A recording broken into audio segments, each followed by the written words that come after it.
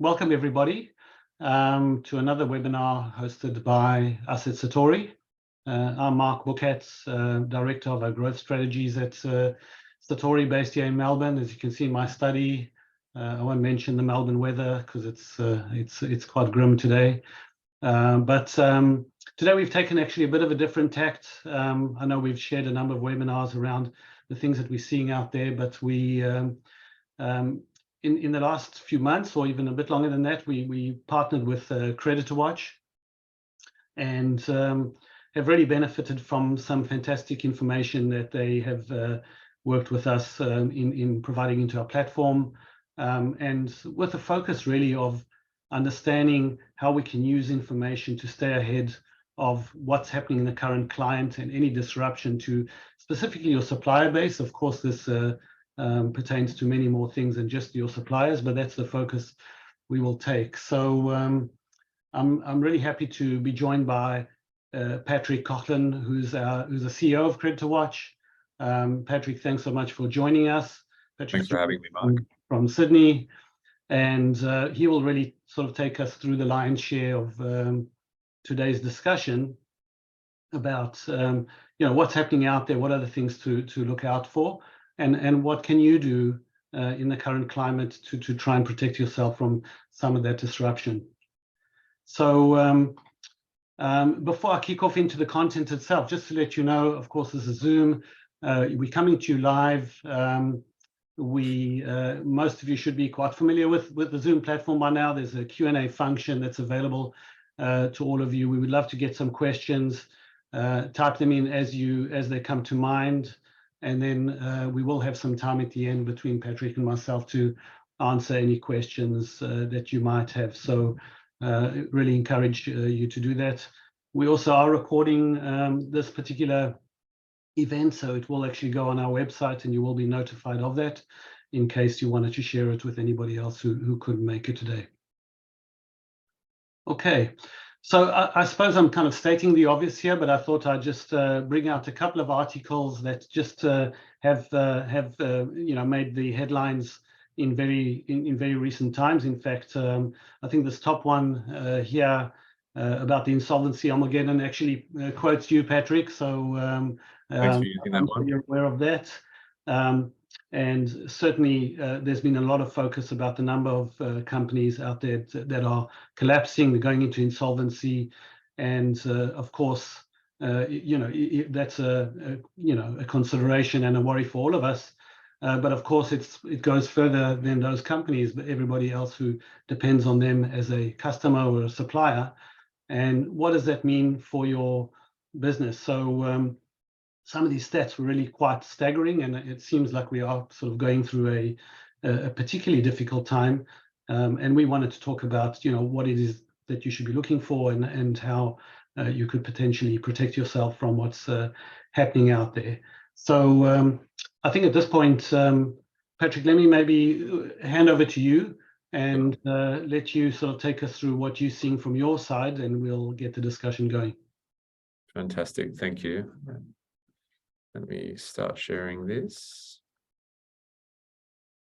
Great introduction. Thank you for that, Mark. Thanks to Satori for inviting me today. And as you said, yes, there's plenty of discussion in the media, online, within businesses, amongst businesses around insolvencies. And I think what we've seen, just to sort of set the scene a little bit, CreditorWatch is a by trade, a commercial credit reporting agency, so generally used by suppliers or creditors to keep an eye on their customers and assess new customers. However, it really is supplier or customer risk agnostic, and we've seen a big shift in the last few years for businesses understanding that supplier risk is as important as customer risk. If you lose your biggest customer, it is as bad as losing your biggest supplier. And I think the work that obviously Satori do in this space is phenomenal. So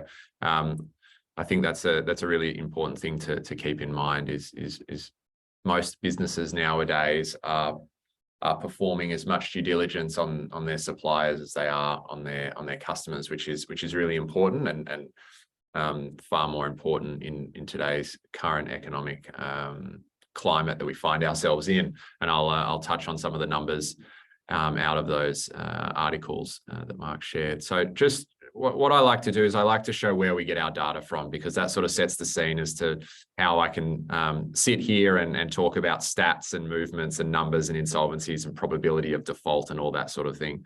So we've got thousands and thousands of companies across Australia, from small businesses all the way up to some of the largest public companies in the country, and they are using us to run credit checks, to perform due diligence on their customers, suppliers. They can monitor their customers and suppliers for important changes and whatnot as well. But importantly, what we're doing is we're providing a data solution, and the data is coming from two sources. First is common data that we speak about, which is ASIC, ATO, Australian Business Register, court actions, that sort of thing. We bring that together and we can see some fantastic trends, like an increase in insolvencies over the last 12 months. And then on the left-hand side there, you've got unique data, and that's typically coming either from our customers themselves sharing that information with us, and we've got a fantastic community, data sharing feel within our platform, or we're tapping into sort of proprietary data sources that we've discovered. And all of that information that we're pulling in ultimately assists us in showing, what is the probability of default of an individual business, of an industry, even a location. And we break it down into those sort of three things, and we can report up and down from that. And as a result, we're able to report not only, on an individual business, but on a monthly basis. We do presentations like this, which we call our Business Risk Index. It gives us a much better understanding of what is going on out there. Some more stats there, but we'll move on to the most important things. We're also fortunate enough to have a chief economist in the business that I rely heavily on, Annika Thompson, and she puts together fantastic briefings for us and our clients and our partners as well. So what are we seeing out there? This is more from an economic standpoint. Business conditions showing ongoing resilience. And the way I like to sort of think about where we're at the moment is, if you can cast your mind back to and open the black box that you've probably nailed or welded shut late 2021, when most of the East Coast was obviously in a lockdown that, at the beginning of it, there was no sense of how long we might be in lockdown. And a lot of businesses had already cut fat out of their own business. They'd invested in technology, and they were ready to sort of deal with a sustained, lockdown. They treaded water. They waited until there was, a little bit of certainty. The uncertainty was the biggest challenge. They waited until there was certainty. And when we had that certainty of coming out of lockdown, borders starting to open up, international borders starting to open up, we saw this, fantastic response to it, and businesses started to invest again, started to hire again, started to buy again. And we're sort of in a similar holding pattern at the moment, despite what the media says. And I'm not knocking the media, but I'm often told by journalists, if it bleeds, it reads. Businesses are faring better than they'll have you believe. And the business conditions survey that comes out on a regular basis, it's obviously NAB's one, is sort of supporting that as well. We're seeing that business conditions, trading conditions are still rated as very good. There's a couple that obviously have had significant downturns, mining and retail, but capacity utilization, full employment, all of those sorts of things still exist. So there's still plenty of money within the economy going around. The cost pressures, particularly if you think about construction, have eased significantly. Supply chains opened back up, shipping rates have come down.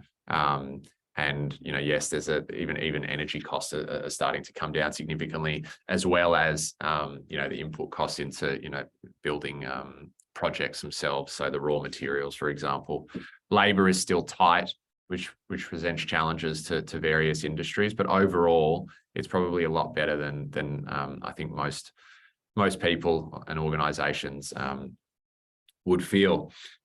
Employment, I've spoken about. We're still at essentially full employment. However, there's a great graph that Annika puts together on the right here, which is looking at the Seek employment dashboard. So it's essentially the year-on-year change in terms of number of ads at an industry level. Sort of 2 or 3 months ago, there were still some positives, but we're well into all of the sectors being in the red now. So there is certainly less roles out there, and we certainly are seeing more redundancies take place. So typically that is in the finance and tech and professional services spaces, which obviously boomed through COVID and hired aggressively as if that boom would never end. But of course, we know that did certainly come to a grinding halt quite quickly, particularly in tech. So while we are at full employment, there are certainly less roles out there being advertised. Retail sales, no surprise here, has obviously gone back. The desired effect of rising interest rates is having an impact on retail sales. And I was reading earlier, JB Hi-Fi, obviously a really good litmus test for retail sales. Their same store numbers were down slightly, and they flagged that back in, I think it was Feb when they reported on their December numbers as well. So no surprise there. And plus an interest rate yesterday, combined with the fact that more people come off fixed rates over the second half of the year than the first half, there will simply be a lot less money in consumers' pockets to be spent. So we can expect to see that continue, and hopefully that has that desired effect to really start putting pressure on inflation and get it down within that band that the RBA is so desperate to get to. Now, the other thing we look at from a business risk index perspective is our regional sort of analysis of areas. So what we're able to do is we're able to look at businesses within specific areas. So we break Australia up into 300 odd regions, and we're able to actually report on the risk of that region from a probability of default perspective. So obviously the red sections are a higher risk, and all the way down to being in a better position, obviously, the lighter you go. We do this across all the regions, noting that some regions are obviously highly populated, high density of actual businesses operating in them, whereas others, of course, through the middle of Australia, there's not a lot of businesses in there, so it becomes tougher. But I'll touch on some of those regions a little bit later on within the presentation. So some of the insights that we're seeing from March, reporting on our March numbers, which obviously come out in April, and I know that we're into May. We'll have our April numbers out in mid-May. B2B trade receivable, so that's essentially turnover. We look at turnover of small businesses, is up 45% year on year. Significant jump, the first jump we've had in quite a number of months. The one thing I always say is, a 1 month trend is not actually a trend, so we have to keep an eye on that. Could be a blip, but March is typically a good business month. December, Jan, quiet. Feb, I'm a salesperson by trade. There's only 28 days in it, and despite what the CFO thinks, 3 less days is always making a big difference from a sales perspective. So 45% year on year increase is significant. That is a good sign. It's a sign that business activity is getting back to sort of pre-COVID levels as well, which is what we want to see. Will it continue? I'll let you know in about 15 days. External administrations continue to rise. Now, the one thing to talk about external administrations, everything that you see, those headlines that we looked at earlier, and I'm certainly, we put out plenty of releases around the increase in administrations. We are back at pre-COVID levels, maybe a touch above pre-COVID levels, depending on which industry you look at. So while there has been a huge increase, 35%, you have to remember that we were down for months and months and months through COVID. We're talking about at some point sort of 45% down on pre-COVID levels. So there were a huge number of insolvencies that just weren't taking place. So now we're actually starting to see us return to a normal, non-synthetic trading environment where businesses are going into administration, and that is what has to happen in a capitalist society. You don't pay your bills, you end up in administration. If there's no administration, then why would you pay your bills? So it is never good to see companies go into administration. However, it's a natural course of doing business. We expect those levels to continue to rise, probably up to 20%, 15 to 20% above pre-COVID. So it is going to get harder before it gets better. We will see more administrations taking place over the coming sort of 4 to 6 months, and expect it to start to sort of plateau towards the end of the calendar year. Similarly, court actions as well are up back at pre-COVID levels, and 22% year-on-year increase. Credit inquiries, so that is companies performing searches on businesses, whether they're suppliers or customers, have seen a really, really big increase, and that continues. And this is sort of twofold. One, there's an increase in business activity, but two, organizations are really, really hyper aware and hyper vigilant at the moment around who they are trading with. You know, everyone wants to know, are their key clients and their key suppliers in good stead? Are they credit worthy? Are they going to be around next month so that you can continue to trade with them? So we're seeing an increase in essentially credit reports being run within our system. And B2B trade payment defaults are also up 20% year on year. And this is essentially a creditor registering a black mark, what we call a payment default, against a debtor that owes them money. It's a really early precursor to delinquency or coming insolvency when a business incurs a payment default against it. We also run a national default rate prediction. So when we talk about default rate or probability of default, we're talking about a business or a company failing, going into administration, strike-off action, or you know, an ABN being cancelled if they're an ABN-only type entity. We've seen obviously a big increase to be expected over the next 12 months as we ramp up. So what we're looking back at is the 12-month forecast that we had there. But again, getting back to those normal pre-COVID levels that we expected to see over after the huge dip in insolvencies over the COVID period. So let's look at some industry insights. So this is a graph that's looking at the rolling annual external administration rate by industry. All right, so it's essentially the number of businesses or the percentage of businesses entering external administration in the period, which is the last 12 months at an industry level. So while the number of insolvencies are increasing and there's big numbers that get thrown around, at the end of the day, there's still actually only a really small percentage of businesses in the whole economy, and even at a you know, the top industry here, food and beverage, we're talking 1% of business, less than 1% of businesses going into administration. Construction really heavily reported on and somewhat unfairly, I think, but you know, it touches so many parts of the economy, 0.7%. And I've got another graph coming up that looks at construction specifically as well. Admin and support services, transport, post and warehousing round out the top four there. And those first four are, you know, the sort of four are higher risk industries that we deal with. Retail trade, typically a higher risk as well, though the percentage of businesses within an industry going under is not at that high level that we're looking at for the purpose of this graph. The next one we're looking at is payment arrears by industry. So CreditorWatch captures a huge amount of transactional data, payment data. Our customers either upload, you know, an aged trial balance, their aged receivables on a, you know, fortnightly or monthly basis. We plug into accounting platforms like Xero and MYOB. We're able to aggregate all that information, anonymize it, and then report on a, you know, a business, industry, and even national level as well. And I'll talk you through this because there's plenty of stats in this particular one. But essentially what we're looking at is for each industry, we are looking at the proportion of businesses within that industry that pay 60 days in arrear on average. So not just a one-off 60-day overdue payment, but on average paying 60 days across all invoices.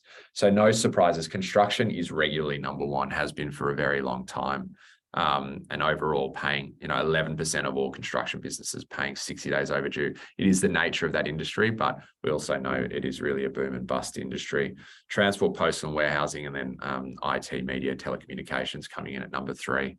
Now, within the graphs here you can see obviously 2 colors, and that's looking at how small business suppliers are paid compared to big business suppliers. Now, why is that important? You know, I know that a big chunk of Satori's customers, for example, and Mark, you can tell me if I'm wrong here, are typically larger, what we would say, critical suppliers. You've got really robust credit policies in place. You've got credit teams, you've got collectors, you've got a whole system to actually get money in the door, something that small businesses don't have. So you can see that there's a big difference between how small businesses are paid versus big businesses. So looking at construction, so only 2.7% of construction businesses pay big businesses late, but 11% pay small businesses late. So small businesses, unfortunately, one, they actually need the cash flow more so than the bigger ones, but they get paid much slower, and there's a significant difference there. The one to call out is accommodation, food, beverage services, just in the middle here. You can see even bigger businesses, bigger suppliers. So you can think of, you know, the big brewers and the big, you know, alcohol suppliers and whatnot. Even they get paid quite slowly compared to the big business suppliers of other industries. So always a really important one to note. It's always really important to understand, while you may getting paid very well because you are a critical supplier, you should be knowing how your customer or your supplier, either way up and down the supply chain, how are they all being paid? It's important to understand, are they exposed to a lot of small businesses? Do they have to pay a lot of small businesses, etc.? So really important to understand the dynamics within the supply chain and the environment that you are trading in. The last slide I'll sort of show on just in insolvencies and industry risk is looking at year-on-year insolvencies. So this is essentially looking at the financial year to date through to the end of April compared to the same period, and it's looking at the year-on-year growth. So you can see, we know that insolvencies are up, you know, 35% if we look at March 23 to 22. However, some industries are seeing, you know, obviously significant increases when we look at the same corresponding period. Construction getting spoken about a lot, so I've called that out there, 84% for this period compared to the corresponding period, which was significantly down. But then right at the far right there, arts, manufacturing, and healthcare and social services seeing big ones. Now, the base for those ones are often a lot lower than obviously construction or retail trade, but it's important to note that it's not just construction that is really suffering at the moment. All right, from a regional perspective, best performing regions and capital cities. This is looking at regions that have at least 5,000 businesses within them. For those who have got, you know, multi-city locations, it's always nice to play who is the best capital city. So Adelaide, traditionally the less risky of the capital cities, followed by Perth, Melbourne, Sydney, and then Brisbane. Brisbane and Queensland on a whole, generally the more higher risk region and state out of those capital cities and the states altogether. And then the other thing you'll notice is a bit of a mix of either well-to-do areas like you can see Warringah, Pittwater, Ku-ring-gai, and then also more regional areas as well. So that sort of plays through in the best regions and capital cities. Not huge changes, so projected changes over the next 12 months, not enormous, but you will see there's a 2% increase, which is quite significant for Brisbane, and they're sitting well down. The worst regions, so the 10 highest risk locations within Australia, has remained fairly unchanged, though Melton, Bacchus Marsh has moved into this top 10 in the last couple of months. But really it's dominated by 2 key areas. One is Western Sydney, and they've really struggled since those extended lockdowns started back in mid-2021 and really struggled to get out of that. Lots of inputs into this that obviously contribute. It's not just about probability of default, slow payments. It's also looking at, you know, commercial and residential property prices and rents. It's looking at the socioeconomic makeup of those particular areas, bankruptcies as well. So there's plenty that goes into calculating the probability of default for these particular regions for this business risk index. The other region that dominates is the Gold Coast Surfers Paradise Coolangatta space up in Queensland there. Again, a nice boom bust town, but very reliant on international tourism. And while domestic tourism has sort of filled a big chunk of that, they certainly didn't get the international tourism that they were getting pre-COVID, and they're very reliant on that. We're out of summer now, school holidays are finished. It certainly gets into a tougher period for that area. So it's certainly one to watch, but plenty of different pressures for that area compared to Western Sydney. I won't talk too much about this because I'm conscious of time. It just gives you a sense of who CreditorWatch is and ultimately what we provide. But we will share that. We're happy to share this, of course, Mark, with your customers and those who participated today. So that is it from me. So Mark, I'll thanks, Patrick. I'll just close out with a couple of slides from my side. So yeah, I mean, first of all, just a big thanks for sharing that with us, and I suppose it was quite encouraging to see that despite the doom and gloom that we read about, and that's what most of us get exposed to, that actually most of the fundamentals are still quite strong, but certainly things to look out for. And I think in the work that we've done with you guys, we found really a lot of value in being able to kind of take that information that you provide, feed that back to our customers, in order for them to monitor any risky activity within their suppliers, and understand, where should they be focused on and what risk indicators there may be out there for them to look out for. For us, I just wanted to close up by just talking about some other considerations that may be important for organizations to also think about when you want to look at this kind of data, and what you actually need to think about so that you can maximize the value out of ingesting information from the likes of a CreditorWatch, and how you can leverage that. So the reality for a lot of us is that if we talk about suppliers, it really starts off with a good master file. So it's that the information that can come to you as an organization in order for you to understand the profile of your supplier base, and which are the risky ones and which are the ones you need to maybe make alternate plans around or start de-risking, can only be as good as the data that you have about them. But not only just the external data that you're getting from the likes of a CreditorWatch, which is extremely rich and useful, but if you don't have a handle of on your own internal information, it gets really quite difficult. So one of the things that we find in many organizations is that just the reliance on manual processes to deal with vendor master files, the fact that you might have multiple systems, procurement systems, ERPs, and a number of manual processes around that results in duplications, missing data, and without you understanding who your suppliers are, it's then very difficult to leverage that kind of information, which Patrick was talking about earlier. The other thing also to watch out for is that inevitably your suppliers do change. Your business has changed, but so do your suppliers themselves. So if you've onboarded a particular supplier at a point in time and got through the credit ratings and all the information that you needed to make a judgment about whether that is a good supplier to be dealing with, inevitably they will change.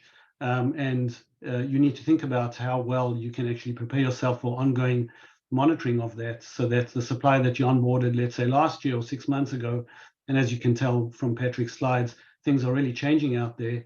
Are they still the same suppliers that you onboarded, and how have they changed, and how should you be aware of that? You need to be able to cross-check this information. So of course, if you don't know this information internally, or you don't have a good grip on who your suppliers are internally, it's then very hard to then go back to CreditorWatch as an example and say, okay, tell us about these suppliers, if internally it's hard to get an understanding of that. And finally, what we are finding out there is many organizations rely on the ERPs, but quite honestly, those reports are often quite inadequate. Most of them land up in spreadsheets anyway. It is important to make sure that you have a really strong process and an ongoing process of monitoring this kind of information and shoring it up. So just quite quickly, I think just to share some thoughts about what are the things that we are recommending out there to our clients. First of all, make sure that you're monitoring this kind of information on a timely and a continuous basis. Again, onboarding them and looking at it at that point in time is important, but those businesses change, and you want to be able to know when those things happen as soon as they happen in order to be able to react appropriately. It's important to automate these kind of processes, because as soon as you rely on manual interventions or once-off data cleansing activities or once-off reviews of suppliers, it's hard to actually make that sustainable. And the other thing is also to have some visibility, that if you have noticed something within a particular supplier, that you've got an ability to look at what have you done with it. Who did you alert? What action was taken? Did you decide to maybe look for an alternate supplier? Did you try to maybe renegotiate terms with that particular supplier, whatever it is? It's important to have visibility and auditability of whatever action is taken out of the insights that are being provided to you. Most critically, it needs to be risk-based, right? So any one of the organizations that we deal with will typically have several thousand suppliers on their books. You can't be doing this for all of them all the time. It's important to pick it up based on which are the ones that matter, which are the ones that are fundamental to your business, and focus on those. And then ultimately use that as a platform to really continuously improve the business as you learn more about your suppliers and about the data to be able to improve your processes. So just wanted to quickly share that in terms of some of the insights that we're seeing as to how this really can be made to work. But I know we actually already out of time. I might just quickly go to see if there's any questions, and just encourage all of you, if you do have any questions that you want to ask, please type them in now. I just had probably one for you, Patrick, whilst we're waiting for any additional questions out there. I noted your point about the fact that a lot of it's in the media, and of course the concern a lot has been around what we've seen in construction or has been reported about that. Why do you think that fascination with the construction industry, and why do you think that has driven a lot of that sentiment, which then has kind of probably spilled out onto a concern across a number of sectors beyond that particular area? Yeah, good question. It's a huge driver of GDP within Australia. I think most of the world knows that Australia's got somewhat of an obsession with property and owning a property or multiple properties. It's continually, properties are generally going up. I think also when a construction company goes bust, it goes bust big, so they're big numbers to report on, and it also has a huge it just employs so many people as well. So while I say it's sort of unjustifiably targeted, it's also justifiably targeted. There are certainly plenty of reasons for it as well. It's such a large industry. If you think manufacturing is really big, then not all manufacturers are sort of exposed to the same challenges, whereas construction, they are, it is labor, it is cost of materials, and then the things like interest rate rises have a direct correlation on construction as well. So it really is a tough industry to do business in. Yeah, and I imagine also the downstream impacts on all the smaller suppliers that supply into them obviously has a big impact there. Yeah. I know we're out of time. We've already sort of gone over by a few minutes. Again, Patrick, a big thanks from us at Satori for giving your time, and again, thanks for the partnership with our business. It certainly has made a big difference to us and our customers. So just wanted to say thanks for that. Thank you to everybody who did join today. As I mentioned, we will it has been recorded. We will notify you with a recording, and encourage you to share that with colleagues and anyone else who you think might find this of interest, and look forward to the next one. Watch out, we'll be looking to do something probably early June, and we'll be in contact around that. Thanks for having me, Mark. I appreciate it. Thanks, everybody. Thanks, everyone. Bye.